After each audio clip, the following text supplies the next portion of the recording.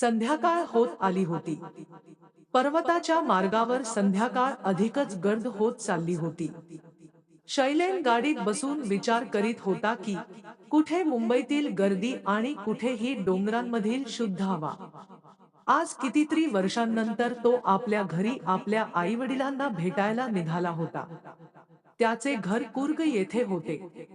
कुर्ग निसर्ग सौंदर्य आणि कॉफीच्या बागांसाठी प्रसिद्ध आहे.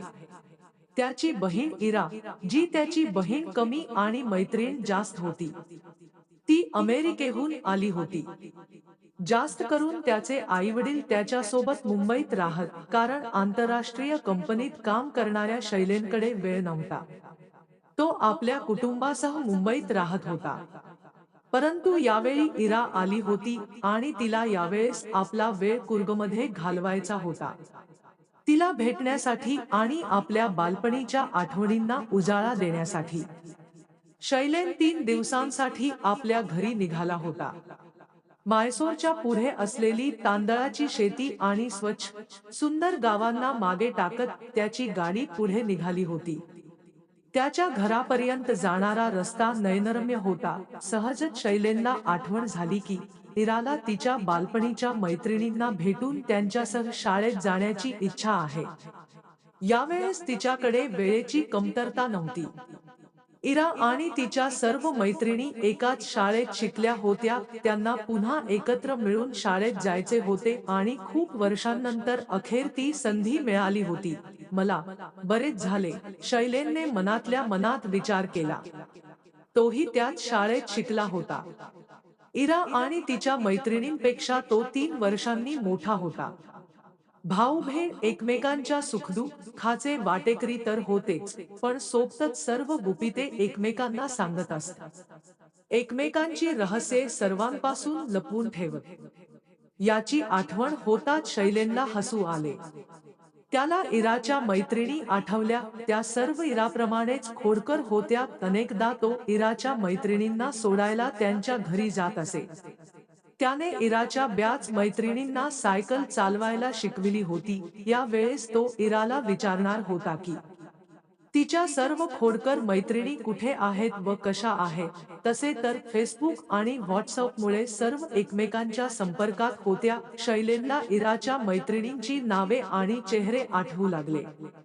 हे चेहरे आणि नावे त्याच्या आयुष्यासाठी विशेष महत्त्वाची नव्हती, पण या सर्वांसोबत त्याच्या बालपणीच्या आठवणी जोडल्या गेल्या होत्या. शैलेनला आठवले की जेव्हा त्याचे लग्न मुंबईत होणार असे पक्के झाले होते, तेव्हा इराच्या सर्व मैत्रिणी खूपच निराश झाल्या होत्या. त्या सर्वांना त्याच्या लग्नात सहभागी व्हायचे होते, कारण त्यांच्यासाठी भरपूर मजा करण्यासाठी यापेक्षा चांगली संधी मिळणार नव्हती. नंतर जेव्हा रिसेप्शन कुर्गमध्ये होणार असे ठरले, तेव्हा सर्वांच्या चेहऱ्यावरील आनंद परतला. गाडी कॉफीच्या बागांमधून पुढे चालली होती आणि शैलेनला इराच्या मैत्रिणींची नावे आठवू लागली होती. या चेहऱ्यांमधील एक वेगळा चेहराही होता, ज्याची आठवण होताच शैलेनचा जीवनातील उत्साह अधिकच वाढल्यासारखे वाटायचे. तो चेहरा वेदाचा होता. वेदा ही इराच्या खास मैत्रिणींपैकी एक होती. वेदात असे वैशिष्ट्य होते की ती तिच्या चेहऱ्यावरील खोडकरपणाला निरागसतेत सहज बदलू शकत होती. तसा तर शैलेन इराच्या सर्व मैत्रिणींना भेटत असे.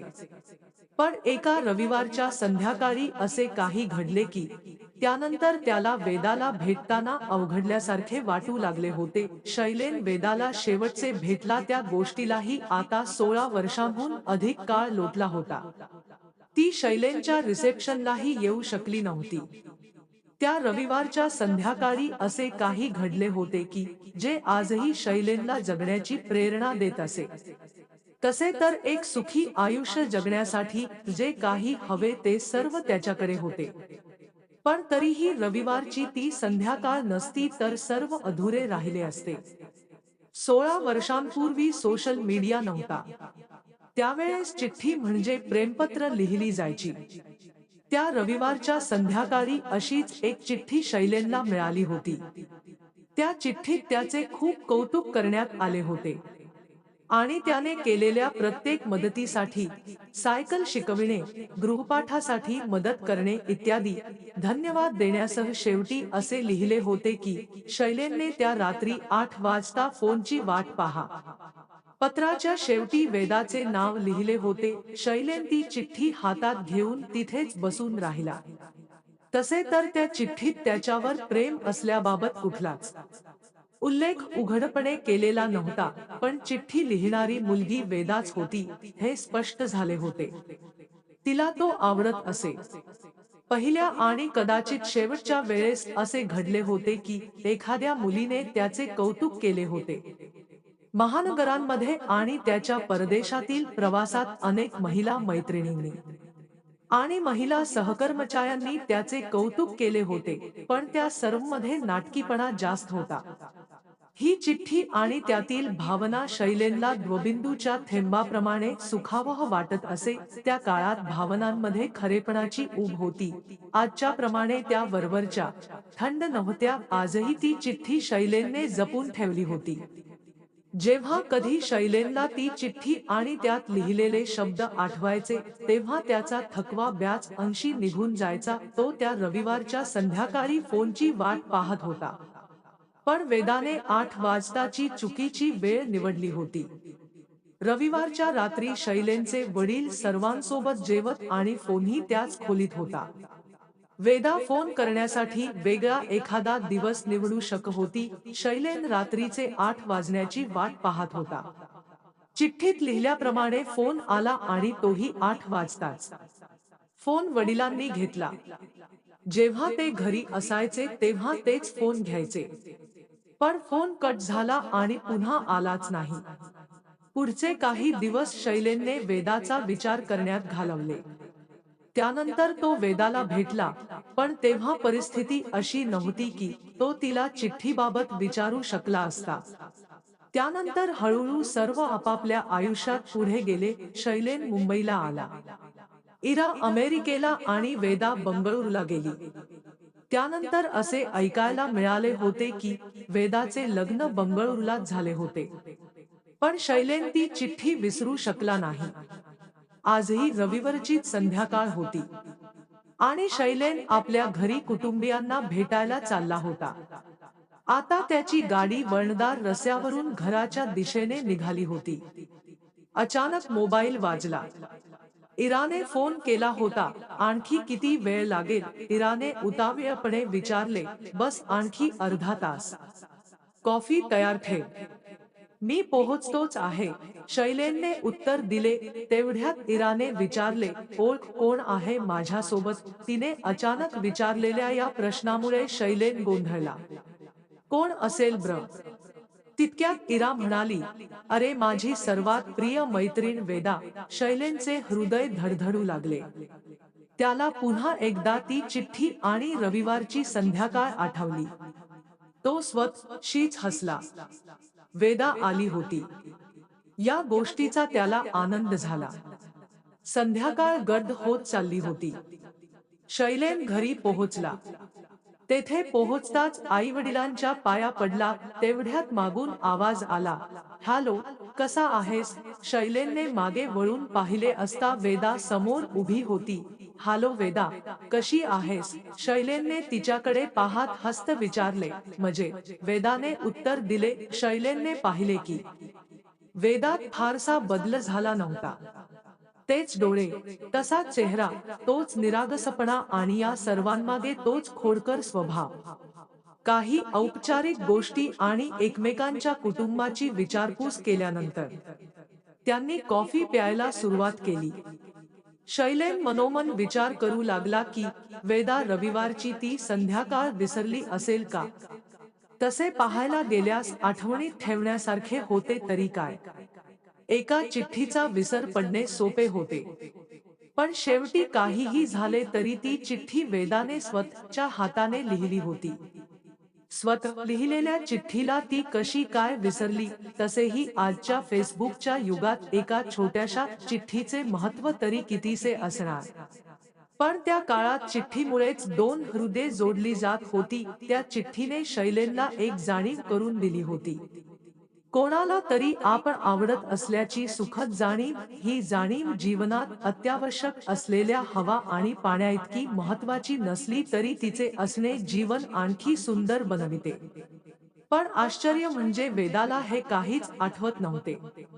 वेदा आणि शैलेन दोघेही आपापल्या आयुष्यात गर्क होते. हे खरे असले तरी भूतकाळात जगलेल्या काही क्षणांची आठवण नव्याने जागी करायला काहीच हरकत नव्हती. म्हणूनच वेदाने ज्या भावना एके दिवशी पत्राच्या रूपात शब्दबद्ध केल्या होत्या, त्या भावना शैलेंच्या नसतानाही त्याला आठवत होत्या. पण असे वाटत होते की वेदा विसरून गेली होती. शैलेनला या सर्वांची जाणीव होताच अस्वस्थ झाल्यासारखे वाटले. रात्रीचे 10 वाजले होते. तो बाल्कनीत बसला होता. तेवढ्यात इरा कॉफी घेऊन आली. शैलेन तसे तर इरापासून काहीच लपवीत नसे, पण जाणो कोणता विचार करून वेदाच्या चिठ्ठीबाबत त्याने इराला काहीच सांगितले नव्हते. आज अनेक वर्षांनंतर शैलेनला असे वाटू लागले की वेदाच्या चिठ्ठीबद्दल इराला सांगायला हवे. इरा तेथेच बसून कॉफी पीत होती आणि आपल्या मोबाईलवर काहीतरी पाहत होती.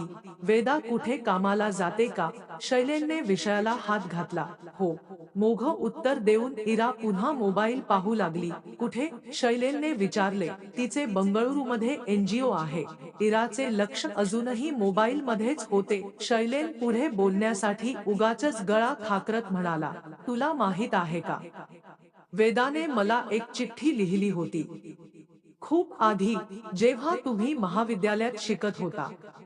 मी त्या चिठ्ठीला कोणतेच उत्तर दिले नव्हते. आता मात्र इराने मोबाईल बाजूला सारत भावाकडे पाहिले. कोणती चिठ्ठी? तीच का, जी छोटूच्या हातून पाठविण्यात आली होती? इराने हसून विचारले. हो, हो, तीच.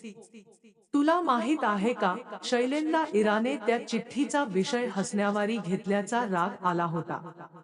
तो सोडून त्या चिठ्ठीशी जोडले गेलेले इतर सर्वच ही गोष्ट एवढी हसण्यावारी का घेत होते? ती चिठ्ठी वेदाने लिहिली नव्हती. मधु आणि चंदाने लिहिली होती. इराने जांभई देत सांगितले. याचा अर्थ काय? मधु आणि चंदाने लिहिली होती. कशासाठी? शैलेनने विचारले. मधु आणि चंदाही इराच्या मैत्रिणी होत्या आणि त्याही खूपच खोडकर होत्या. शैलेनने विचारलेला प्रश्न ऐकून इरा हसू लागली. अरे भावा, तू विसरून गेलास का? तो दिवस एप्रिल फूलचा होता. मधु आणि चंदाचा चेहरा शैलेनच्या डोळ्यांसमोर आला, पण चिठ्ठीखाली नाव वेदाचे होते. शैलेनने सांगितले, आता कोणाचे तरी नाव लिहावेच लागणार होते, त्यामुळे वेदाचे नाव लिहिले. इराने उत्तर दिले. वेदाला ही गोष्ट माहिती होती का? शैलेनने आश्चर्यचकित होत विचारले. कोणती गोष्ट? चिठ्ठीची का? सुरुवातीला काहीच माहित नव्हते, पण नंतर त्यांनी मला आणि वेदाला सांगितले होते की त्यांनी 1 एप्रिल असल्याने तुला वेदाच्या नावाने मूर्ख बनवले होते. इराने आळसावत सांगितले. पण त्यांनी वेदाचे नाव लिहायला नको होते. शैलेन पुटपुटला. हो, लिहायला तर नको होते, पण त्यामुळे काही फरक पडणार नव्हता, कारण त्यांना माहित होते की तू एक सज्जन मुलगा आहेस. डोळ्यांवर प्रचंड झोप असतानाही इराने उत्तर दिले. शैलेन मनोन हस्त असा विचार करू लागला की तो 1 एप्रिल संपूर्ण 16 वर्षे साजरा झाला. असे कदाचित पहिल्यांदाच घडले असेल. पण काही का असेना, भलेही तो त्याला मूर्ख बनविण्याचा प्रयत्न असला तरी त्या घटनेने त्याच्या जीवनातील आनंदात भर घातली होती. अजाणतेपणी का होईना, पण त्या मुलींनी असे काही केले होते, ज्यामुळे शैलेनच्या जीवनातील आनंद वाढला होता.